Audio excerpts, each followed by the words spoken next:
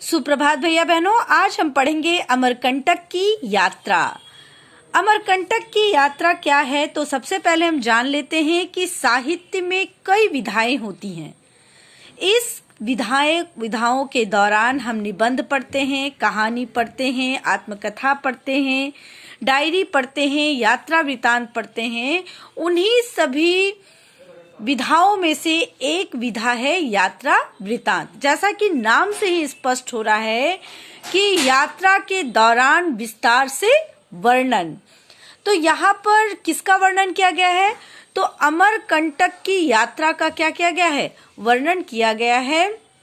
यहाँ पर विद्यालय के 2 छात्र जो हैं वो निकल पड़े हैं, जो शहरी जीवन से ऊपर उठकर अमरकंटक की यात्रा के लिए निकले हैं और वहां का उन्होंने क्या किया है, बहुत ही सुंदर विस्तार पूर्वक वर्णन किया है। सबसे पहले हम जानते हैं कि अमरकंटक जो है भारत के मध्य प्रदेश राज्य के अनूपपुर जिले में क्या है, स्थित है। यह हिंदुओं का एक महत्वपूर्ण तीर्थ स्थान है। यह जो है अनूपपुर जिला में है। इसका प्रांत जो है मध्य प्रदेश पड़ता है और ये भारत देश में स्थित है। इसकी प्रचलित भाषा जो है वो क्या है, हिंदी है। अब हम आगे देखते हैं। इसको जानने से पहले हम थोड़े से अमरकंटक के बारे में जानते हैं कि अमरकंटक क्या है। तो अमरकंटक जो है एक महत्वपूर्ण हिंदू तीर्थ है। अमरकंटक जो है एक नर्मदा नदी, सोन नदी और जोहिला नदी का उद्गम स्थान है। समुद्र तल से लगभग 1065 किलोमीटर ऊंचे स्थान पर ही मध्य भारत के विंध्य और सतपुड़ा की पहाड़ियों का क्या होता है, मेल होता है। ठीक है। नर्मदा यहाँ से पश्चिम की तरफ और सोन नदी जो है पूर्व दिशा में बहती है। यहाँ पर बताया गया है कि अमरकंटक से ही नर्मदा और सोन नदी की क्या हुई है, उत्पत्ति हुई है। आगे जब हमें पढ़ेंगे तो यहाँ हम देखते हैं कि यहाँ का जो प्राकृतिक वातावरण है, जैसे यहाँ की जो ऊंची ऊंची पहाड़ियाँ हैं, खूबसूरत झरने हैं, पर्वतीय तालाब एकदम से क्या कर देते हैं, हमें मंत्र मुग्ध कर देते हैं। मन को क्या करते हैं, बहुत आनंदित करते हैं। कहाँ, अमरकंटक में। ठीक है। यहाँ का जो मुख्य हम लोग आगे पढ़ेंगे इसके बारे में कि यहाँ का जो मुख्य आकर्षण है वो क्या है, नर्मदा कुंड है। तो नर्मदा कुंड जो है नर्मदा नदी का जो है उद्गम स्थल माना जाता है। जो नदी जो है इसके बारे में कहा भी गया है, बहुत सारी किंवदंतियां भी है। यह भी कहा गया है कि चूंकि नर्मदा नदी की उत्पत्ति जो है किससे हुई है, शिव की जटाओं से हुई है, इसलिए शिव को जटाशंकर भी कहा जाता है। फिर जब हम आगे पढ़ेंगे तो दूध धारा के बारे में जानेंगे कि क्या है। ऊंचाई से गिरते समय झरने का जो जल है वो दूध के समान प्रतीत होता है, इसीलिए वहां उसे क्या कहते हैं, दूध धारा के नाम से भी जाना जाता है। आगे हम सोनमुड़ा की पहाड़ियों के बारे में भी जानेंगे, है ना, जो सोन नदी का क्या है, उद्गम स्थल है। आगे कपिल धारा के बारे में हम पढ़ेंगे, जो लगभग 100 फीट की ऊंचाई से गिरने वाला जो है एक कपिल धारा है और यह झरना बहुत ही सुंदर और लोकप्रिय है। तो हम आगे देखते हैं कि अमरकंटक की यात्रा क्या है। मैंने यहाँ तो संक्षिप्त से वर्णन किया और अब देखिए कि हमारे पाठ्य पुस्तक में किस प्रकार से इसको वर्णित किया गया है। अमरकंटक जो है मध्य प्रदेश का एक वन्य और पर्वतीय स्थल है। इसका महत्व धार्मिक दृष्टि से भी है क्योंकि नर्मदा नदी का उद्गम स्थल यही है। इस बार हम शहरी जीवन की भाग दौड़ से थककर छुट्टियां बिताने अमरकंटक जा पहुंचे। घने जंगल में होने के कारण पहले यहां पहुंचने बड़ी कठिनाई होती थी, किंतु अब मार्ग क्या रहा, दुर्गम नहीं रहा। यानी अब जो रास्ता था वो बिल्कुल क्या हो गया, आसान हो गया। अब वहां कोई कठिनाई नहीं रही। कटनी से बिलासपुर जाने वाली रेल लाइन पर पेंड्रा रोड स्टेशन पड़ता है। यहाँ से हम बस द्वारा अमरकंटक गए। यह बस मार्ग लगभग 40 किलोमीटर है। मार्ग के दोनों ओर प्राकृतिक दृश्यों ने हमारा मन क्या कर लिया, मोह लिया। रास्ते में कहीं ताड़ के पेड़ जैसे लंबे लंबे सराई वृक्षों के वन मिले तो कहीं कलकल करते हुए पर्वतीय नाले। महाकवि कालिदास ने अपने काव्य मेघदूत में आम्रकूट नामक पर्वत का वर्णन किया है।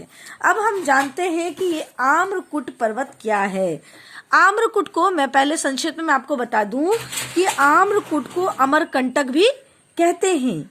कई विद्वानों का मत है कि ये जो वर्णित अम्रकूट ही जो है वो क्या है, अमरकूट ही को ही क्या कहा गया है, आम्रकूट कहा गया है। कालिदास जी ने आम्रकूट नामक पर्वत का जो वर्णन है मेघ की जो अपने किसमें किया है, मेघदूत में किया है। और उन्होंने मेघ की जो रामगिरी से अलका तक की जो यात्रा है इसी प्रसंग में उन्होंने आम्रकूट का वर्णन किया है।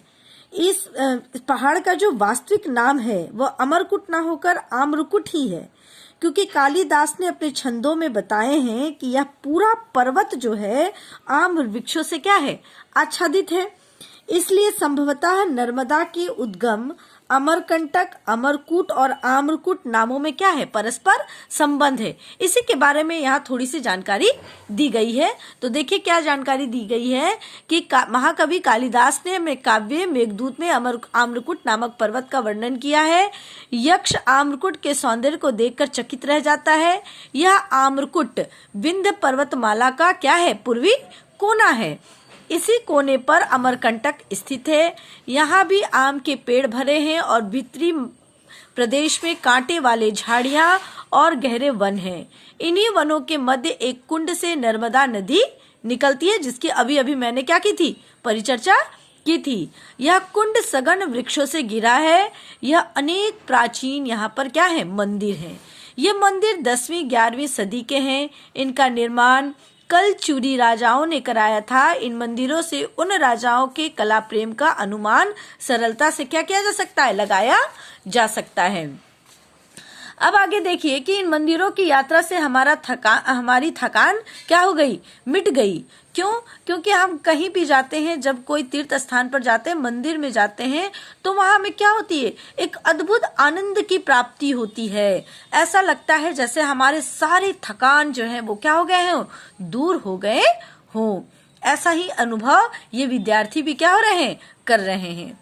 यहाँ भगवान के दर्शन करके नर्मदा को पकड़ने के लिए चल दिए। नर्मदा सहज में पकड़ में नहीं आती। किसकी बात हो रही है, नर्मदा नदी की। कुंड के आगे लगभग 1 मीटर तक यह धारा अदृश्य हो जाती है। अदृश्य मतलब जो दिखाई न पड़े। लगभग 6 किलोमीटर चलने के पश्चात हम जिस स्थान पर पहुंचे उसे कपिल धारा कहते हैं। मैंने अभी अभी आप लोगों को बताया था कि कपिल धारा क्या है। यह स्थान स्वर्ग से कम रमणीय नहीं है। यानी क्या है, रमणीय मतलब क्या होता है, मनमोहक। क्या होता है, मनमोहक, जो रमन करने के क्या हो, योग्य हो। दूध की धारा स्वच्छ जलधारा के नीचे बैठकर सारी थकान क्या हो जाती है, उतर जाती है। जैसे अभी मैंने बताया था, दूध धारा, जो ये झरने जो हैं जब गिरते हैं तो किसके समान प्रतीत होते हैं, दूध की धारा के समान प्रतीत होते हैं। इसलिए इसको क्या कहा गया है, दूध की धारा भी, दुग्ध धारा भी कहा गया है। अब देखिए क्या कहता है कि अमरकंटक से लगभग 10 किलोमीटर दूर चलकर हम कबीर चौरा नामक स्थान पर पहुंचे। यहाँ पेड़ों की छाया के नीचे एक चबूतरा बना है। इस चबूतरे पर 2 पदचिन्ह है। कहा जाता है कि ये कबीर के पदचिन्ह हैं। वे अपने कुछ शिष्यों के साथ यहाँ कुछ समय तक रहते थे। अमरकंटक एक छोटी सी बस्ती है। यहाँ के निवासियों का मुख्य धंधा गाय भेड़ों को पालना और दूध का व्यापार करना है। अभी मैं दूसरे वीडियो में आप लोगों को यहाँ के सामाजिक जीवन के बारे में बताऊंगी। और अब तक हमने जाना कि क्या है दूध धारा, क्या है कपिल धारा, क्या है आम्रकूट, जो जिसका वर्णन कालिदास ने अपने मेघदूत में भी किया है, वो क्या है, और किस प्रकार से अमरकंटक तक हम क्या कर सकते हैं, बस और ट्रेन के जरिए, रेल के जरिए हम क्या कर सकते हैं, पहुंच सकते हैं। अगले वीडियो में हम अमरकंटक के निवासियों का जिस प्रकार से वो जीवन जीते हैं, उनका जो सामाजिक जीवन है उसके बारे में हम जानकारी प्राप्त करेंगे। अभी के लिए इतना ही, धन्यवाद।